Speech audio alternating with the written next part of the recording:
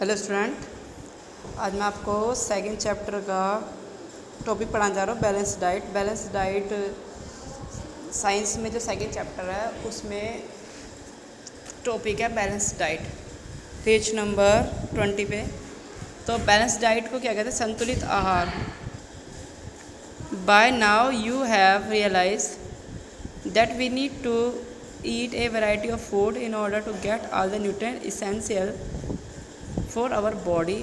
जैसे हमें पता है कि अब तक हम जानते हैं कि हमें जो बॉडी के अंदर विभिन्न प्रकार के न्यूट्रिशन की ज़रूरत होती है, ठीक है ना। जो in fact the amount of A nutrition need bye a person differs.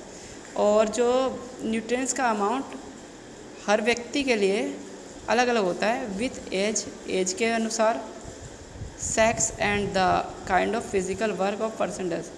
और चाहे वो लड़का हो या लड़की हो उसके हिसाब से भी और उनके फिजिकल वर्क के हिसाब से भी।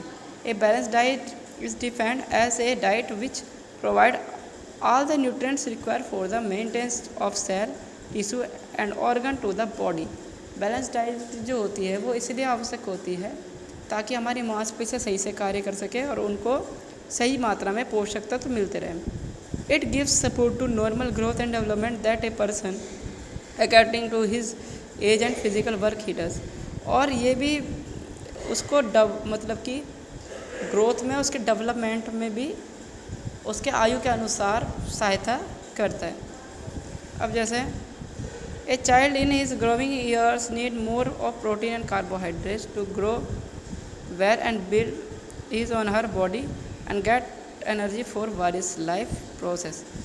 एक बच्चे को बढ़ते बच्चे को बहुत ज़्यादा मात्रा में प्रोटीन और कार्बोहाइड्रेट की ज़रूरत होती है जिससे वो अपने शरीर को एनर्जी दे सके, विभिन्न प्रकार के लाइफ प्रोसेस को वो कर सके। जैसे sportsman who does a lot of physical work, जिसको बहुत सारा फिजिकल वर्क करता है, तो नीड मोर कार्बोहाइड्रेट, उसे बहुत ज़्यादा कार्बोहाइड्रेट और एनर्जी की ज़रूरत पड़ती है। To sum up a balance diet must contain carbohydrate, protein, vitamin, mineral, salt and fibre in right proportion. और बैलेंस डाइट के अंदर ये सारी चीज़ बिल्कुल सही अनुपात में होती है।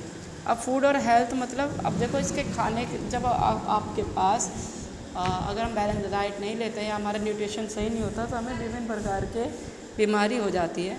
जैसे तो स्टूडेंट, जैसे किसी को न्यूट्रिशन सही से नहीं मिल पाता तो उसको बहुत सी बीमारी हो जाती है। जैसे एक नाम है,